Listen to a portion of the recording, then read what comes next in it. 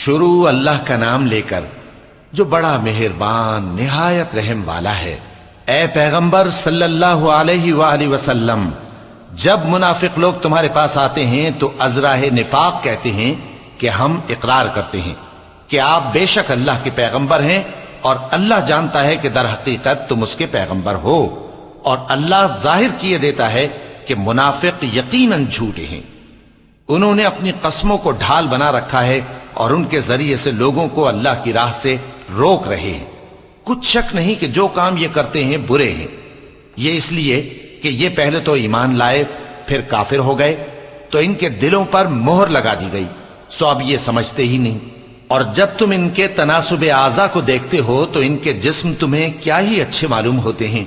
اور جب یہ گفتگو کرتے ہیں تو تم ان کی تقریر کو توجہ سے سنتے ہو، گویا لکڑیاں ہیں جو دیواروں سے لگائی گئی ہیں، بزدل ایسے کہ ہر زور کی آواز کو سمجھیں کہ ان پر بلا آئی۔ یہ تمہارے دشمن ہی ہیں، سو ان سے محتاط رہنا، اللہ ان کو ہلاک کرے، یہ کہاں بہکے پھرتے ہیں۔ اور جب ان سے کہا جائے کہ آؤ رسول اللہ صلی اللہ علیہ وآلہ وسلم تمہارے لیے مغفرت مانگیں، تو سر ہلا دیتے ہیں،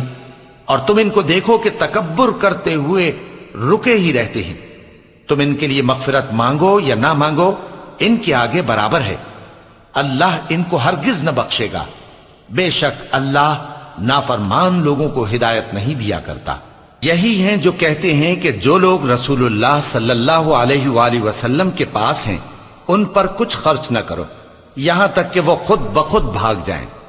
حالانکہ آسمانوں اور زمین کے خزانے اللہ ہی کے ہیں، لیکن منافق نہیں سمجھتے۔ کہتے ہیں کہ اگر ہم لوٹ کر مدینے پہنچے تو عزت والے ذلیل لوگوں کو وہاں سے نکال باہر کریں گے، حالانکہ عزت اللہ کی ہے اور اس کے رسول صلی اللہ علیہ وآلہ وسلم کی اور مومنوں کی، لیکن منافق نہیں جانتے۔ مومنوں، تمہارا مال اور اولاد تم کو اللہ کی یاد سے غافل نہ کر دے، اور جو ایسا کرے گا تو وہ لوگ خسارہ پانے والے ہیں۔ اور جو مال ہم نے تم کو دیا ہے اس میں سے اس وقت سے پیشتر خرچ کر لو کہ تم میں سے کسی کی موت آ جائے تو اس وقت کہنے لگے کہ اے میرے پروردگار، تو نے مجھے تھوڑی سی اور مہلت کیوں نہ دی تاکہ میں خیرات کر لیتا اور نیک لوگوں میں داخل ہو جاتا۔ اور جب کسی کی موت آ جاتی ہے تو اللہ اس کو ہرگز مہلت نہیں دیتا، اور جو کچھ تم کرتے ہو اللہ اس سے خبردار ہے۔